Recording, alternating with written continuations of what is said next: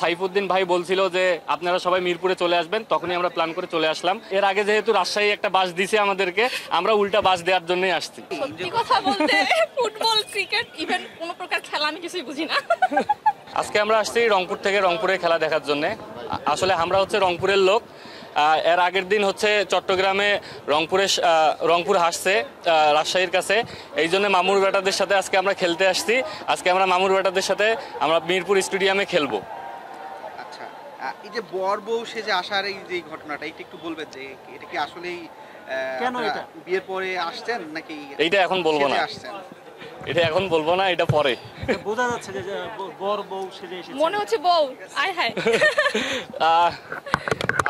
মানে আমরা কোনো বর বউ না, আমরা আসলে কন্টেন্ট করার জন্য আসছি। আমরা হচ্ছে রংপুর কারমাইকেল কলেজের কন্টেন্ট ক্রিয়েটর, আমাদেরও একটা পেজ আছে। আমরা হচ্ছে মূলত শ্যুট করার জন্যই আসছি আর কি, আর মানে রংপুরকে সাপোর্ট করার জন্য আসছি।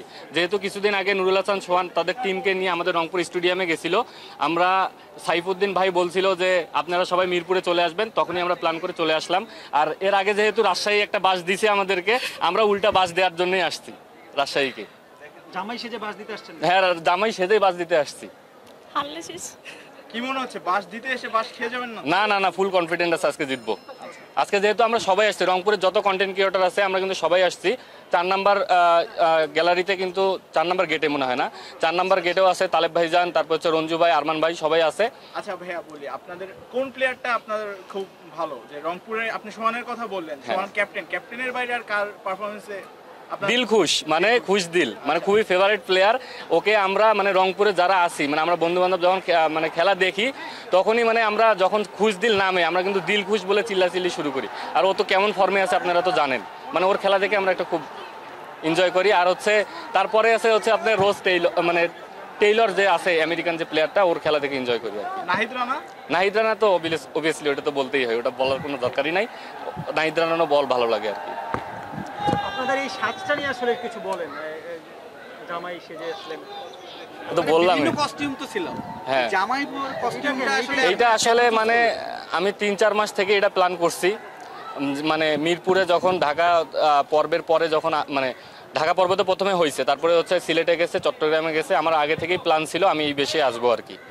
সত্যি কথা বলতে ফুটবল ক্রিকেট ইভেন কোনো প্রকার খেলা আমি কিছুই বুঝি না।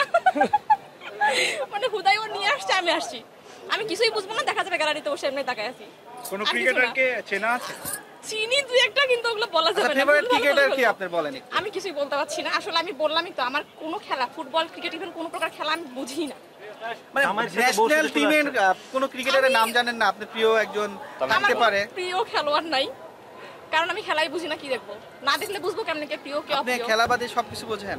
সবকিছু বুঝি বলতে ভুল হবে, মানুষ সবাই সবকিছু বোঝে না, সবারই বোঝার কমতি থাকে। সো এই জায়গা থেকে বলবো যে আমাকে নিয়ে আসছে, দ্যাটস ওয়াই আমি আসছি।